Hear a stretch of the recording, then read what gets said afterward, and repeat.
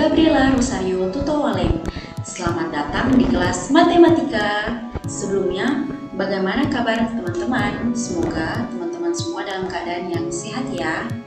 Nah, untuk hari ini kita semua akan belajar mengenai materi kelas 7, yaitu operasi bilangan pada pecahan, khususnya yang dibahas di sini yaitu pecahan biasa. Nah, tujuan dari pembelajaran kali ini yaitu agar peserta didik dapat menentukan operasi hitung penjumlahan dan pengurangan bilangan pecahan serta dapat menyelesaikan masalah kontekstual yang berkaitan dengan operasi hitung penjumlahan dan pengurangan bilangan pecahan dengan rasa ingin tahu, kerjasama, dan dapat bertanggung jawab serta memiliki sikap kritis, kreatif, komunikatif, dan mampu bekerja sama.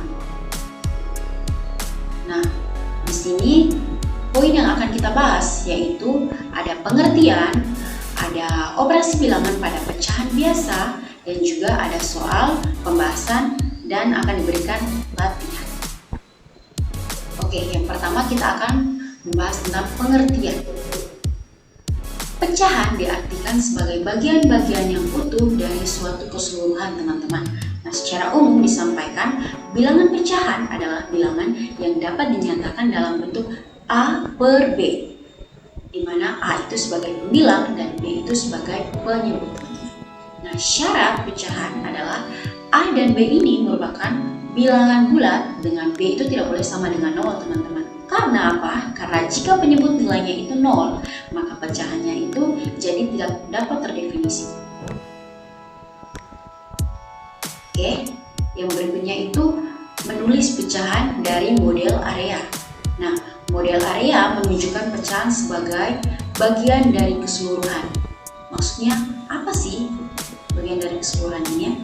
Misalkan saya kasih contoh ya, ada pizza, gambar pizza seperti yang diberikan. Nah, pizza ini saya potong atau saya bagi menjadi beberapa bagian. Kita bisa melihat di sini pizzanya itu terbagi menjadi 1, 2, 3, 4, 5, dan 6, teman-teman. Nah, ternyata terdapat 6 bagian pizza yang terbagi. Nah, bagian-bagian yang dari potongan pizza itu kita bisa sebut sebagai pecahan. Nah, untuk lebih paham lagi, saya berikan contoh, ada gambar pizza lagi. Yang pertama itu kita perhatikan ada gambar pizza secara utuh tanpa dipotong. Kemudian yang kedua itu terlihat gambar pizza yang terbagi menjadi 2 bagian, teman-teman. 2 bagian yang sama banyak ya tentunya. Nah, apabila kamu mengambil satu bagian dari 2 bagian pizza tersebut, maka bisa disebut sebagai pecahan 1/2. Misalkan nih teman-teman, pizza tersebut teman-teman bagi menjadi 2 bagian sama banyak. Itu teman-teman bagi untuk teman-teman dan juga untuk adik gitu. Nah, maka kita bisa sebut kamu mendapatkan 1/2 bagian dan adik kamu mendapatkan 1/2 bagian juga yang sama banyak. Nah, kemudian yang terakhir terlihat ada pizza itu terbagi menjadi 4 bagian. Lalu kita misalkan nih, 4 bagian tersebut kita bagi kepada ayah, ibu, kakak, dan adik. Maka ayah akan mendapatkan 1/4 bagian, ibu 1/4 bagian, kakak 1/4 bagian, adik 1/4 bagian juga. Maka semuanya mendapat 1/4 bagian sama banyak, teman-teman. Nah, sampai di sini teman-teman bisa paham kan? Semoga teman-teman bisa memahami. Nah, untuk secara umumnya saya beri gambar lingkaran, kemudian di sini saya bagi lingkaran ini menjadi beberapa potong atau beberapa bagian, kemudian ada beberapa yang saya arsir dan juga ada beberapa yang saya tidak arsir. Nah, yang saya arsir ini disebut A dan yang tidak arsir ini disebut B. Maka dapat didemonstrasikan dalam bentuk pecahan menjadi A per B, di mana A ini sebagian dan B adalah keseluruhannya. Atau juga A ini kita sebut sebagai pembilang dan B ini kita sebut sebagai penyebut. Teman-teman. teman-teman. Teman-teman perlu ingat bahwa A dan B ini merupakan bilangan bulat. Dengan B itu tidak boleh sama dengan 0. Kenapa? Karena seperti yang sudah dijelaskan sebelumnya bahwa jika penyebutnya itu 0, maka hasilnya itu tidak dapat terdefinisikan. Oke, selanjutnya itu kita bahas lebih rinci tentang pecahan biasa. Nah, pecahan biasa ini bisa berupa pecahan murni dan juga pecahan bukan murni, teman-teman. Bagaimana cara membedakannya? Nah, di sini jika nilai pembilangannya itu lebih kecil daripada nilai penyebutnya atau dinotasikan A lebih kecil dari B, maka pecahannya disebut dengan pecahan murni. Misalkan 1/2, 2/3, 3/4, 5/6, 7/11, dan lain sebagainya, teman-teman. Kemudian ketika pembilangnya lebih besar daripada nilai penyebutnya atau dinotasikan A lebih besar daripada B, maka disebut pecahan bukan murni, teman-teman. Misalkan 3/2, 6/4, 9/5, 12/7, dan sebagainya. Nah, sampai di sini teman-teman bisa paham kan bagaimana cara membedakan pecahan murni dan juga pecahan bukan murni. Selanjutnya kita akan membahas poin yang berikut, yaitu operasi pada pecahan biasa. Seperti yang kita ketahui bahwa operasi itu ada 4, yakni operasi penjumlahan, pengurangan, perkalian, dan pembagian. Tapi teman-teman, di sini saya akan lebih mendalami atau lebih menjelaskan khususnya pada operasi penjumlahan dan pengurangan pecahan biasa. Nah, kita lihat penjumlahan dan pengurangan.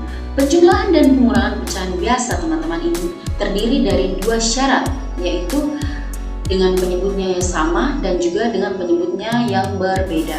Nah, kita bahas yang pertama, yaitu penjumlahan dan pengurangan pecahan dengan penyebutnya sama. Jika penyebut 2 pecahan atau lebih sama, cara menyelesaikannya lebih mudah, teman-teman. Karena kita hanya perlu menjumlahkan atau mengurangkan pembilangnya tanpa harus mengganti penyebutnya. Nah, di sini akan diberikan rumus penjumlahan dan pengurangan pecahan biasa dengan penyebut yang sama. Diberikan pecahan operasi A per B ditambah C per B dan juga A per B dikurang C per B. Nah, di sini penyebutnya sudah sama, yaitu B. A dan C itu adalah pembilang. Maka kita tinggal mengoperasikan pembilangnya saja, yaitu A dan B, C. Maka A tambah C per B dan juga A kurang C per B. Seperti yang dilihat. Teman-teman bisa pahami. Kemudian yang kedua itu adalah penjumlahan dan pengurangan pecahan dengan penyebut yang berbeda. Nah, untuk menyelesaikan penjumlahan dan pengurangan pecahan dengan penyebutnya yang berbeda ini mungkin akan lebih sedikit rumit, teman-teman, karena penjumlahan dan pengurangan pecahan dengan penyebut yang berbeda ini tidak dapat langsung kita jumlahkan atau kita kurangkan, teman-teman. Nah, bagaimana caranya? Itu terdapat beberapa langkah. Nah, langkah-langkahnya itu yang pertama, menyamakan penyebut dengan 2 cara, yaitu yang pertama mencari kelipatan persekutuan kecil atau KPK dari penyebut yang ada. Kemudian yang kedua dengan langsung mengalihkan penyebutnya. Terus langkah yang berikutnya itu mencari pembilang setelah menyamakan penyebutnya. Nah, bagaimana caranya, teman-teman? Kita bisa membagi nilai penyebut yang baru dengan nilai penyebut yang lama, lalu hasilnya itu kita kalikan dengan pembilang yang sebelumnya, teman-teman. Terus langkah yang terakhir itu yaitu kita tinggal operasikan penjumlahan pecahannya. Nah, di sini diberikan contoh untuk penyebut yang sama. Diberikan soal tentukan hasil dari 4/6 ditambah 7/6 dan soal yang kedua 3/9 ditambah 5/9 ditambah 13/9. Nah, kita akan membahas soal yang pertama, yaitu 4/6 ditambah 7/6. Nah, di sini tinggal kita operasikan pembilangnya saja, teman-teman. Ingat, tinggal operasikan pembilangnya saja. Maka 4 ditambah 7 per 16, 4 tambah 7 11 per 16. Jadi hasil dari 4 per 6 ditambah 7 per 6 itu 11 per 6.